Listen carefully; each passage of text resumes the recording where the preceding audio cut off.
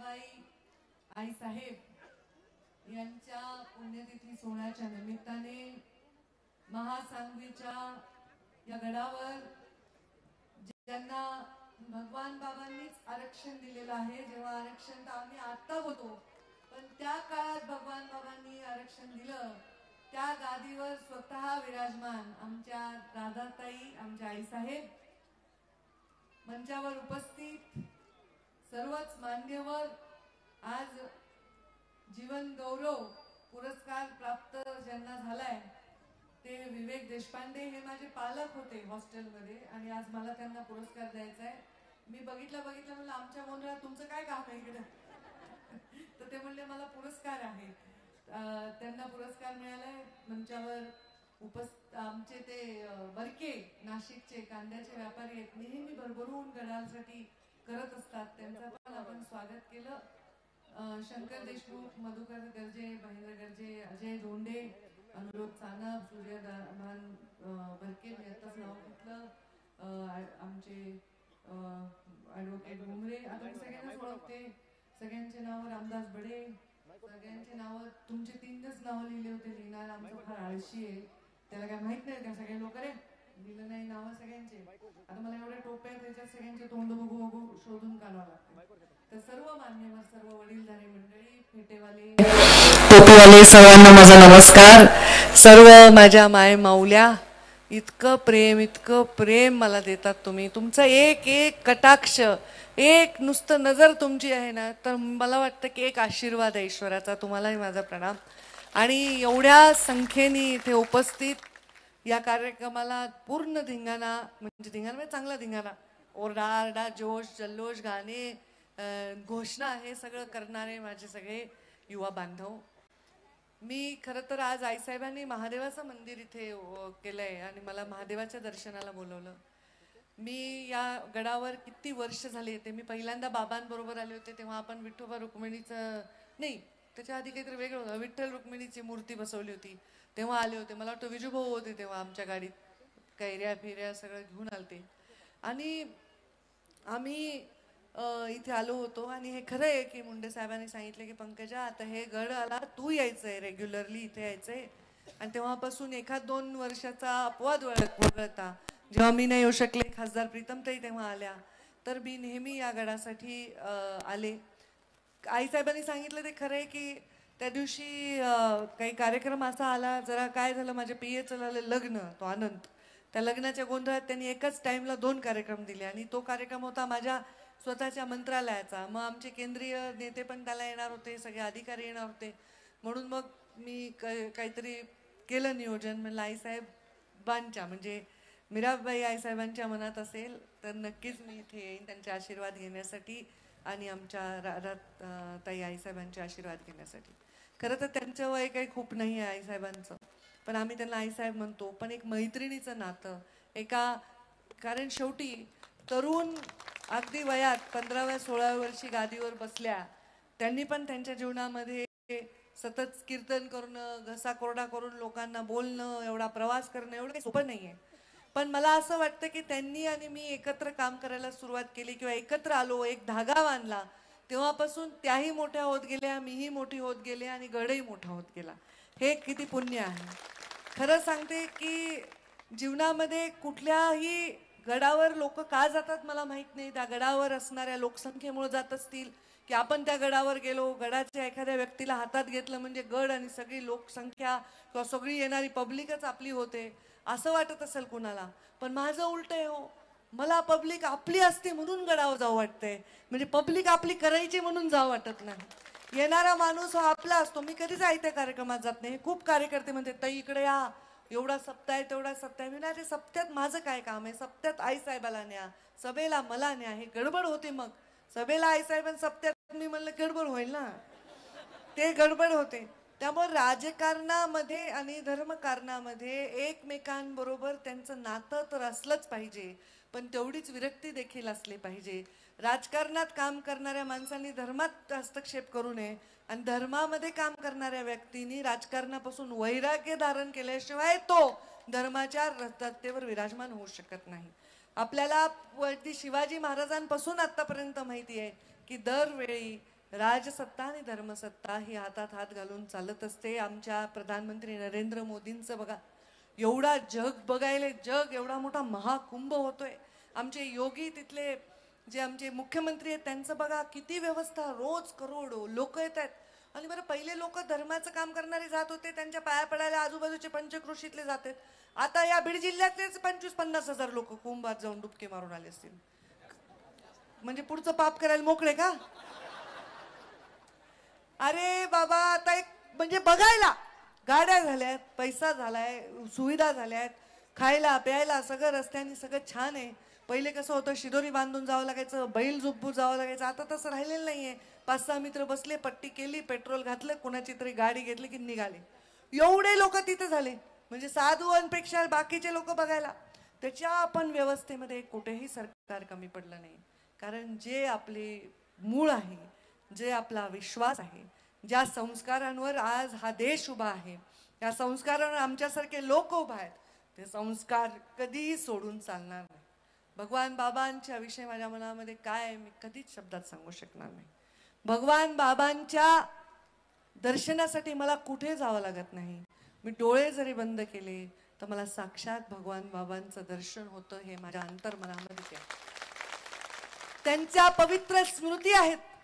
आज आम्ही काही भगवान बाबा पाहिले नाही, पण भगवान बाबांच्या कहाण्या आज आपण ऐकतोय.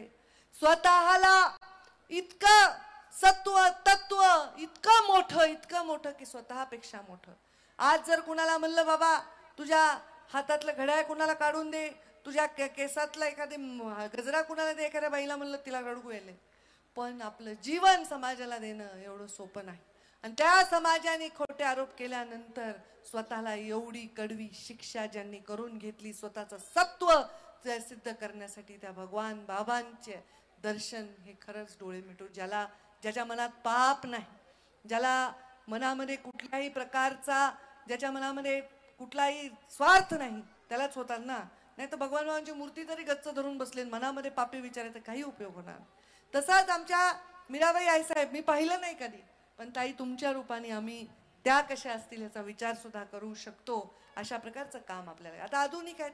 वाचता येतं, लिहिता येतं, बोलता येतं. चुणचुणीत हुशार स्त्री असेल तर ती कुठेही चमकत असते. ती चमकत असली की मग कोणाला आवडो नाही तर नाही आवडो, ती चमकायची काही राहत नाही. कोंबड्याला झाकल्याने सूर्य उगवायचा राहत नाही. मी इथे आले, तुम्ही माझं फुलांनी स्वागत केलं. मला लोक म्हणतात, अरे बापरे इतकी गर्दी. बरेच लोक म्हणतात, तुम्ही पाठवता का होताही फुलं? म्हणजे असे विचारतात. काही लोकांना तशी सवय असते ना, की आपण जाणार तर आपलेच माणसं पुढे जातील, तेच सगळं करेल, असे असतात ना. पद्धत असते राजकारणात, सगळ्या पद्धती असतात. तुम्हीच पाठवतात का फुलं? कोण नेते JCBचे फुलं? कुठून आलं एवढं? मी म्हणलं मला काहीच माहित नाही. ते मी तर नेहमी ओरडते JCBने फुलं टाकून. आता फटाके रागवले म्हणून उडवले नाही. म्हणलं मी पर्यावरण मंत्री, तुम्ही फटाक्याचे वाट लावता पर्यावरणाची. पण हे फुलं एवढे वाहतात माझ्या अंगावर. मला तर कसं तरी वाटतं, एक एक पाकळी आहे ना मला अशी वजनदार वाटते.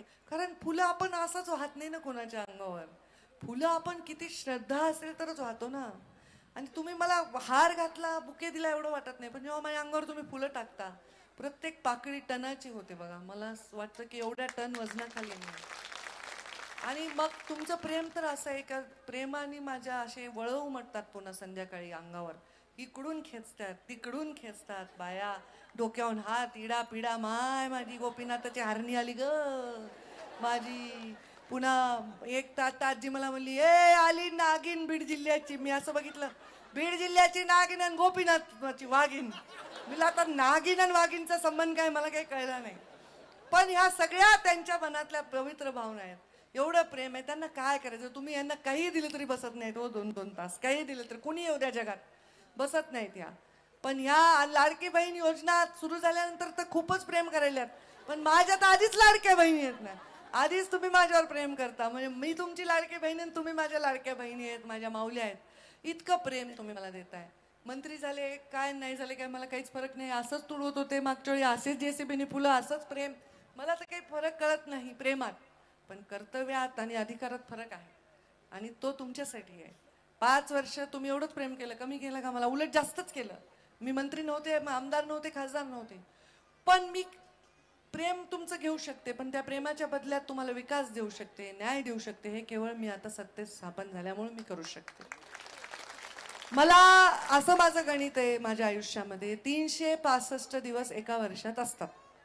365 दिवस गुणिले 5 किती असतात एका 5 वर्षामध्ये? गुणाकार करा बरं जरा पटकन फोनवर, तुम्हाला तर अभ्यास करायची गरज पण नाही. किती होतात?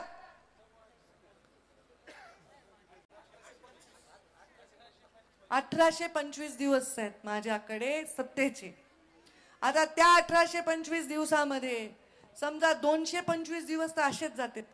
आता जातात, घरचं काही काम असतंय, बाहेरचं काही काम असतं, एखादा सप्ताह असतो, एखादा असा कार्यक्रम असतो. मग उरलेले जे दिवस आहेत 1600, त्या 1600 दिवसामध्ये मग रविवार सगळे गेले. प्रत्येक दिवस पंकजा गोपीनाथ मुंडे जेव्हा पालकमंत्री झाली होती पहिल्यांदा बीड जिल्ह्याची, या राज्याची, मी जेव्हा ग्रामीण विकास मंत्री झाले होते तेव्हा मी सांगितलं होतं की प्रत्येक दिवस या जिल्ह्याला मी तेव्हा 10 कोटी तरी किमान निधी आणि विकास देईन. आता मी तसं आता म्हणू शकते का नाही माहित, कारण त्यांनी सांगितलं मी जे बोलते ते करते. आता मी आहे पर्यावरण मंत्री, मी आहे पशुसंवर्धन मंत्री, मी ग्रामविकास असताना वेगळी परिस्थिती होती. पण आजही मी सांगते, माझ्या 1600 दिवसामधल्या प्रत्येक दिवसामध्ये केवळ बीड जिल्ह्याला नाही तर महाराष्ट्राच्या काना कोपऱ्याला वाटेल की बाबा ह्या खात्यातनं आम्हाला न्याय व्हायला, असं काम मी क्षणोक्षणी करेन. आणि त्याचं वचन मी पूर्ण केल्याशिवाय राहणार. बीड तर माझाच आहे. बीडमध्ये आता आष्टीत जास्त प्रेम करावं लागेल मला. आता काय ते परळी तिकडं राष्ट्रवादीला गेला, आता हे भारतीय जनता पार्टीचा मतदारसंघ आहे, तर मला जर जास्त काकांवर प्रेम करावं लागेल काय? तर सारखं मला यावं लागेल. चालेल ना? देताल ना भाकरी भाजी काही? फक्त धिंगाणा करू नका, काम करू द्या. फोटो सेल्फी हाय धक्का बुक्की काही करायचे नाही. आणि तुम्ही लोक तर कार्यकर्ते सगळीकडे येतात, पण आता ह्या बाया माऊल्या येऊ शकतात का कुठं सगळीकडे? मग ह्या कार्यक्रमाला तर त्यांना समोर येऊ दे जाणं, त्यांना बघू दे जाणं. त्यांना काही नसते, कुंकू लावायचे, बघायचंय, असं माया करायची, पदर उतरवायचा, हेच करायचंय, दुसरं काय प्रेम आहे?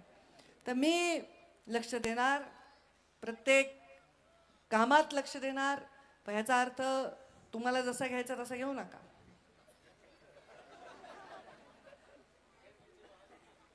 आता निमंत्रण तुम्हाला वाटतं ताईंनी आता पुन्हा सप्तेच करत बसते. आता मी पुन्हा तेच ह्याचं सुरू, सगळ्यांना मी एवढी रामकथा सांगते, पुन्हा रामाची सीता कोण होती म्हणतात. अरे बाबांनो, मी म्हणायले काम करू द्या, काम करू द्या. कामाला येणार, एवढ्या उद्घाटनाला येणार.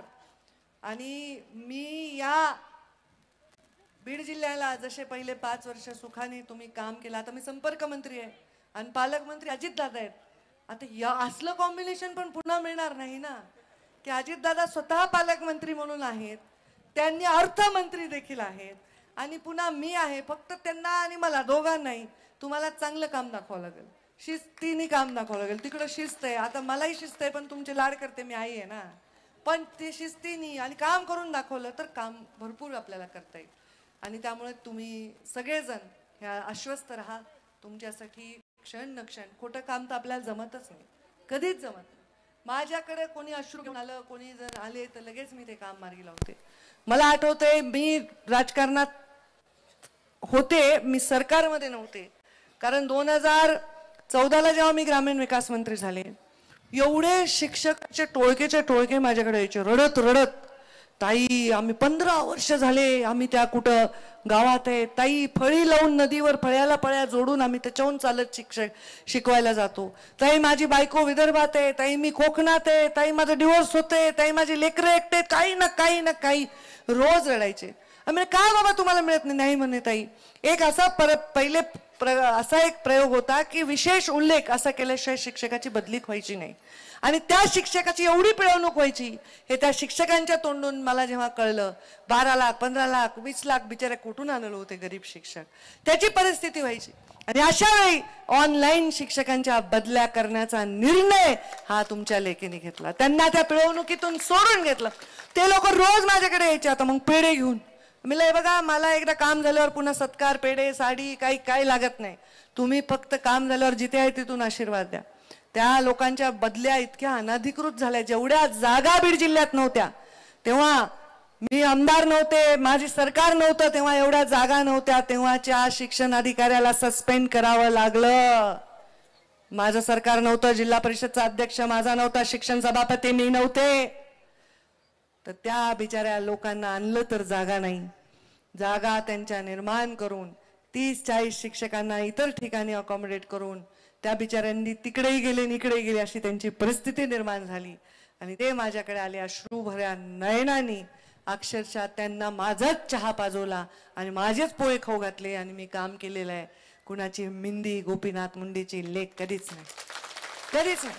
कशी जगते तुम्ही मला दिला अहिल्या देवींचा फोटो, जिजाऊंचा फोटो, तुम्ही मला दिलाय झाशीच्या राणीचा फोटो, कशी जगते मग मी? जर सगळ्या गोष्टी कुठल्याही बाजूनी नाही आपल्या असताना सुद्धा आपल्या तत्वावर माणूस जगत असतं. जेव्हा आपल्याला काही खायला मिळत नाही तेव्हा आपलं तत्व हा आपला आहार असतो. तप आपल्यासाठी जे आपण केलेलं असतं ते आपल्यासाठी आशीर्वाद असतं. आणि त्या पद्धतीने मी काम करते, करत राहीन. आता आईसाहेब म्हणल्या की ताई आम्ही तुमचेच आहे, तुमच्यावर प्रेम करणार. जोपर्यंत तुम्ही प्रेम करणार आईसाहेब तोपर्यंत आम्ही प्रेम घेणार, जोपर्यंत तुम्ही बोलवणार तोपर्यंत आम्ही येणार.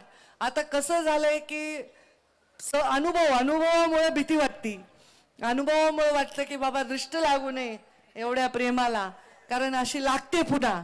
आणि मग लोक काय करतात, काहीतरी वेगळा विचार करतात, काहीतरी वेगळा गोष्ट धरायचा प्रयत्न करतात आणि ते त्याच्यामुळे प्रॉब्लेम होतो. माझं म्हणणं नाही, तुम्ही कोणालाही बोलवा, गडावर कोणालाही बोलवा, काहीही या गडाच्या विकासासाठी मी तुमच्या पाठीमागे आहे. फक्त मी या गडाचे भाविक म्हणून इथे काम करेन. या गडाच्या कोणत्याही, आता हे माणसं मला जमत नाहीत का बाहेर? नाही जमत असं नाही ना. इथं माणसाला जमायच्यासाठी मी आलेलं नाही, इथं माणसं थोडी का होईना माझी वाट बघतात हृदयातून म्हणून मी आले आहे. आणि त्यामुळे जेव्हा मी रात्रीतून ठरवलं की सावरगावला मला मेळावा घ्यायचा आहे, जेव्हा मी रात्रीतून ठरवलं की भगवान भक्तीगड निर्माण करायचा आहे, लाखो लोक त्या निर्णयाला समर्थन करण्यासाठी आले. कारण लोकांच्या मनातलं बोलले, लोकांना पाहिजे ते केलं. जोपर्यंत लोक सांगतील तोपर्यंत काम करीन, जोपर्यंत लोक सांगतील तोपर्यंत राबीन, जोपर्यंत लोक म्हणतील आम्हाला ताई पाहिजे तोपर्यंत मी असेन. ज्या दिवशी लोक म्हणतील नाही त्या दिवशी स्वाभिमानाने तुमची ताई घरी बसेन आमच्या घरच्या गादीवर. असं काम आपण करू. पण मला माहिती आहे की लोक असं कधी म्हणणार नाही, तसं काम तुमच्याकडून होणार नाही. काय तुम्हाला वाटतं का ताईचं नाव घेताना काही वाईट वाटतं का? काय अरे बापरे राजकारणातल्या माणसाचं नाव नको असं वाटतंय का? तुमच्या लेकरांना सांगताना काय एक तर माणूस नाही मला भेटला की मुलगीला बघून, माझ्या मुलीला हे बघा ताई माझी मुलगी आहे तिला पंकजाताई व्हायचंय. जर मुलीला पंकजाताई व्हायचंय असं वाटत असेल तर माझ्यासाठी ह्याच्यापेक्षा मोठं पारितोषिक आणि एवढा मोठा मुकुट कशाचाच नाही. ज्या वंचित पीडित समाजात जन्मले, मी वंचित नाही पीडित नाही कारण माझा जन्म गोपीनाथ मुंडेच्या घरी झाला, पण माझ्या बापांनी बिना चपलेचं शाळा गेलाय, माझ्या बापांनी जीवनामध्ये दुःख भोगलंय, माझ्या बापांनी जीवनामध्ये बघितलंय की काय कष्ट असते. तर ते कष्ट मला माहिती आहेत, त्याच्याबद्दल माझ्या मनामध्ये आदर आहे आणि माझे कष्ट करणाऱ्या सगळ्या लोकांविषयी. आता लोक लगेच म्हणतील हा ताई मंत्री झाल्या, आता हे म्हणला महेंद्र ऊस तोडायचं बंद होणार. आता मुंडे साहेब मंत्री होते, ऊस तोडण्याचं बंद झालं का? नाही झालं. मी बनणार नाही, अशा गप्पा आणणार नाही. ऊस तोडायचं बंद नाही होणार, पण ताईंनी किती टक्के वाढ दिली, किती, हे तर होईल. ऊस तोडा पुढच्या पिढीचं बंद होईल ना. आता जे तोडायले त्यांनी तोडू नये असं मला वाटतंय हृदयातून, पण ते बंद होईल त्यासाठी तेवढे रोजगार द्यावे लागतील, तेवढं संरक्षण द्यावं लागेल आणि ते करण्यासाठी जो काळ द्यायचा आहे तो काळ द्यावा लागेल. पण ऊसतोड कामगारांच्या लेकरासाठी तुमची ही पंकजा नेहमी उभी आहे. त्यांचा ऊस तोडण्याचे कष्ट कमी करण्यासाठी, त्यांच्या कोयत्याला जास्त धार देण्यासाठी, त्याच्या मान देण्यासाठी, त्याला जास्त मजुरी, त्याला जास्त मानधन देण्यासाठी ही पंकजा उभी आहे. आता मी कोयत्याला धार म्हणलं की कुणी लावणारे काही लावते, काही लावत नाही ते बाबांनो. कोयत्याला धार हा एक वाक्प्रचार आहे, हा एक शब्द आहे, ही एक भावना आहे. लगेच पंकजाताई म्हणल्या कोयते घासून ठेवा. अरे ह्याच्यासाठी म्हणले होते कोयते घासून ठेवा पण तोडायला जाऊ नका, मतदान करून जा. हाय काय हे लोक कोयते म्हणल्या तोडू बाबा, हाय का मी गुंड? म्हणजे गुंडाला गुंड आहे ते घालत नाही कोणा गुंडाला. मी गुंडाला गुंड आहे, बंडाला बंड आहे, पण गरीब माणसाकडे माझी बघण्याची नजर ती पिलाकडे पक्षाची बघण्याची नजर आहे, तशीच नजर आहे. आणि गारुडे आकाशी चित्त तिचे पिलापाशी, माझं नेहमी चित्त. जरी मी जालन्याची पालकमंत्री आहे, जालन्यावर मी तेवढंच प्रेम करते, एवढंच लोक प्रेम करायचे, तिथे असलाच धिंगाणा करायचं. सगळीकडे लोक प्रेम करतायत, पण शेवटी ज्या भूमीत माझा जन्म झालाय, जिथून माझं कर्मभूमी आहे, त्याच्याकडे माझं नेहमी बारीक लक्ष असणार आहे. त्यामुळे हे काही असल्या बातम्यांवर तुम्ही जाऊ नका. काही वाईट बातमी आली की लगेच होतंय असं म्हणले. आता काल कोणतरी एक नेता म्हणला मला की ताई साहेबांवर एवढे लोक प्रेम करतात. बघा देशपांडे काका, हे देशपांडे हे पण प्रेम करतात ना, काय आहे का तसं? ते म्हणे साहेबांवर एवढे लोक प्रेम करतात म्हणे की एक त्यांच्यावर प्रेम करणारे लोक जर मोजले तर एक पक्ष तयार होईल. त्याला मी उत्तर देताना म्हणलं हो, साहेबांवर एवढे लोक प्रेम करतात, त्यांनी मोजले तर एक पक्ष तयार होईल. झालंच आहे ना भाजप. अशा अर्थाने मी बोलले. ज्या पक्षात जीवनाचा प्रत्येक क्षण घातला, ज्या कमळामध्ये शेवटचा विसावा घेतला, त्या माझ्या बापाविषयी मी असू लगेच एका चॅनलला पंकजाताई म्हणले एक पक्ष स्थापन करणार. आता मी काय वेडी आहे? या चॅनलला पण काही कळत नाही. अरे कसं स्थापन करीन? दिल्लीत मोदी आहे, तिथे देवेंद्रजीत, वर सत्ता आहे, खाली सत्ता आहे, मी मंत्री आहे, तर मी कशामुळे हे करेन? तुम्हाला नसेल कळत, पण मला राजकारण कळतंय ना. माझ्या रक्ताच्या प्रत्येक थेंबात आहे ना ते राजकारण. म्हणजे ज्याचा अर्थ तुम्ही घेता ते नाही, राज, जे राजाला शोभेल असं काम करणं म्हणजे राजकारण आहे. असं नाही की आपलं स्वतःच बघायचं, आज याला चांगलं म्हणायचं, उद्या त्याला चांगलं म्हणायचं, आज ह्याच्याबरोबर फोटो काढायचा, उद्या त्याच्याबरोबर फोटो काढायचा, असं नाही. रोज सगळ्या कलरचे गळ्यातले ठेवायचे, आज ह्याचं घालायचं, उद्या त्याचं कलरचं घालायचं, असं नाही राजकारण. इथं नीतिमत्ता आहे, इथे प्रेम आहे, इथे विश्वास आहे, आणि इथे लॉयल्टी आहे. म्हणजे काय म्हणायचं त्याला, जी आपण साहेबांच्या प्रती आहे एक निष्ठता. सारखं इंग्रजी बोलावं लागायला पर्यावरणात, म्हणून प्रॉब्लेम झाला माझा. एक निष्ठता, एक निष्ठता ही महत्वाची आहे. त्या भावाने मला सांगितलं त्याच्यामुळे ताई पडल्यावर लोक आत्महत्या करतात. इतकं प्रेम लोक माझ्यावर करतात, आणि ह्या प्रेमाची किंमत कशातच मोजू शकत नाही, कशातच नाही. तुम्ही एवढ्या सोन्याच्या, सोनं इतकं महाग झालंय, खोलीभर मोहरा आणल्या आणि आई साहेबाला दिल्या. त्या म्हणते यार मी कीर्तनाला जाते, 1000 लोक माझ्या पाय पडत, काय करते मोहरा घेऊन, कुठे जाणार पळून? मला दिलं कोणी ट्रक भरून पैसे, काय करणार आहे मी त्याचं? एवढी इज्जत आहे, एवढं प्रेम आहे, फुलं मारू मारू हात निळं निळं वन पडते अंगावर. एवढं काय करायचं ते पैसा, ते सगळं त्या माझ्याकडे काही नाही. देवाच्या दयेनी कृपा आहे, लक्ष्मी. माझे वडील नेहमी म्हणायचे माझ्या मुली लक्ष्मी आहेत, माझ्या मुली आल्या, तसं माझं चांगलं झालंय. पंकजा जन्मली, पहिल्यांदा आमदार झालो, प्रीतमताईच्या नंतर प्रदेशाध्यक्ष झालो, यशस्वी जन्मली, विरोधी पक्षनेता झालो. बरं झालं म्हणले मला मुलगी आहे, मुलगा असता तर मलाच ताप झाला असं. मुलगी येते, बरं झालं म्हणे, माझ्या मुली माझं नाव काढतील. खरंच आहे. तुम्ही आता एक वचन मला द्या, आईसाहेबाचा गड आहे, महंत महिला आहे, तुमची नेता महिला आहे, सगळ्या राज्यातले लोक माझ्यावर प्रेम करतात, आणि माझं भाग्य आहे एवढ्या पवित्र स्थानी. मी सांगते गोपीनाथ मुंडे नंतर ते स्थान तुम्ही मला दिलंय, हे एवढं मोठं स्थान जगात कुठेही नाही, कुठेही नाही. मग आता आपण मुलींचा सन्मान करायचा, मुलगीच वारसा बनायची. ही बघा आमची अक्षता आलती संतोषची, ती काय, तिने मला व्हिडिओ पाठवला काल, दांडा चालवायली. ती दांडा भातुकली खेळ ना, दांडा चालवायली. आता मला बघून असंच होईल ना, ते दांडा चालवायली. मला पोलीस अधिकारी बनवा, शिकवा, पोरी कामाला लावा, सारखं त्यांच्यावर विश्वास ठेवा, त्यांच्या हातामध्ये ताकद द्या, त्यांच्या पाठीशी उभे राहा. बघा आपल्या पोरी कशा वंशाच्या दिवा बनल्याशिवाय राहणार नाही. आणि पोरगी सुधारली की पोराला सुधरवते पुन्हा आपोआप. बरोबर आहे की नाही? आई जर शिकली असेल तर लेकराला शिकवते, चांगलं करते. एक स्त्री शिकली तर समाज शिकतो, एक स्त्री मोठी झाली तर समाज मोठा होतो. आज मला आनंद आहे, असे वारकरी संप्रदायात येणारे लोक, काम करणारे लोक. काल एका गोविंद म्हणून आमचा कार्यकर्ता नाशिकला, त्यांनी मोठं वारकरी भवन बांधलं, त्याचं उद्घाटन होतं. माझ्या आजूबाजूच्या लोकांनी, मला असं वाटतं की जेवढं शक्य आहे तेवढं ह्या सामाजिक विषयांना घेऊन काम करावं. तंबाखू सारखं व्यसन सोडावण्यासाठी मी नेहमी प्रयत्न करते. नेहमी मागे भगवानगडावर एवढा ढीक, सगळ्यांना मला काढा खिशातल्या पुड्यान टाका. मरतात कॅन्सर होऊन होऊन लोक, कशाला ते चूक घाणेरडं. आता सगळ्यांनी जाऊन घरातल्या पुड्या काढून टाका. पुन्हा म्हणला काही नवरा अंगावर आला ताईला सांगेन म्हणायचं. ह्या अशा व्यसनापासून तरुणांनी दूर राहिलं पाहिजे. व्यसनाने डोकं खराब होतं. व्यसन करून करून मग लवकर पैसा मिळावा वाटतो. लवकर पैसा मिळवून मग मस्ती येते, कारण मेहनत नाही केलेल्या पैशाने मस्ती येत असते. घामाच्या पैशाची मस्ती येत नाही.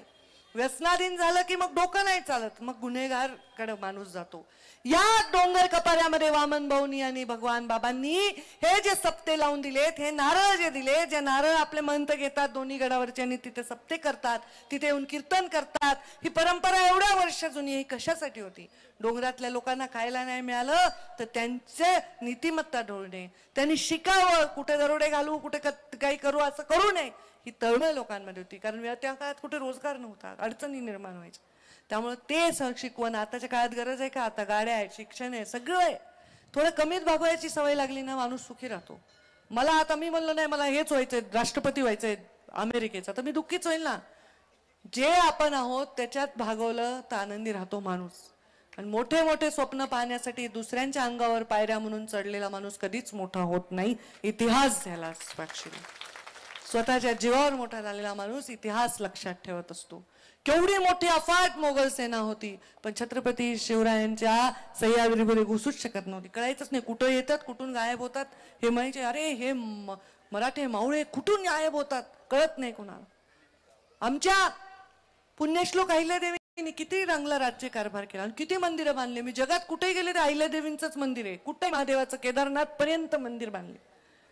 किती चांगलं, म्हणजे धर्म आणि राज्यकारभार दोन्ही सांभाळलं. काय कमी एक स्त्री त्या काळात जिजाऊंनी घडवले म्हणून शिवराय घडले. हे सगळ्या गोष्टी आहेत. या सगळ्या महापुरुषांसारखं व्हायचं नाही, लगेच तुझ्या घोड्यावर बसायचंय, तलवार घ्यायची, असं काही करायचं नाहीये. पण सगळ्यांनी जेवढं चांगलं वागता येईल तेवढं चांगलं वागा. फार प्रेशर देत नाही नवीन पिढीमुळे. कधी मित्राचा वाढदिवस आहे, कुठे गेलात बाहेर, खाल्ला पिल्ला, मी काही म्हणत नाहीये, पण ती रोज जे ते हातभट्टी ते इकडे, हे दारूबंदी करा पहिले. आईसाहेब तुमच्या महासांगवीतूनच सुरुवात करा. करा, नुसतेच गप्पा मारतात, करा इथून सुरुवात. आईसाहेबांना सहकार्य करा. बिचाऱ्या महिला आहेत त्या तुम्ही दाबतात, करा. मी म्हणत नाही की तुम्ही जीवन जगू नका, पण त्या व्यसनाच्या अधीन जाऊ नका, हे फार महत्वाचं आहे. व्यसनाच्या अधीन जाऊन लोकांनी बर्बादी करून घेतली. सगळं नाव आपलं खराब होतं, मुलाचं नाव खराब होतं, घराचं नाव खराब होतं, गावाचं नाव खराब होतं. असं काही आपल्याकडून होऊ देऊ नका. तुमच्या पाठीशी मी उभी आहे, तुमच्या संरक्षणासाठी तुमच्या समोर आहे आणि तुमच्यासाठी आशीर्वाद म्हणून तुमच्या पाठीशी उभी आहे. तुम्ही माझ्या पाठीशी उभे राहा. हे असंच प्रेम माझ्यावर राहू द्या आणि मी असंच प्रेम करेन. तुम्हाला इथे सगळ्या दृष्टीने मी तुमच्या बरोबर उभी आहे.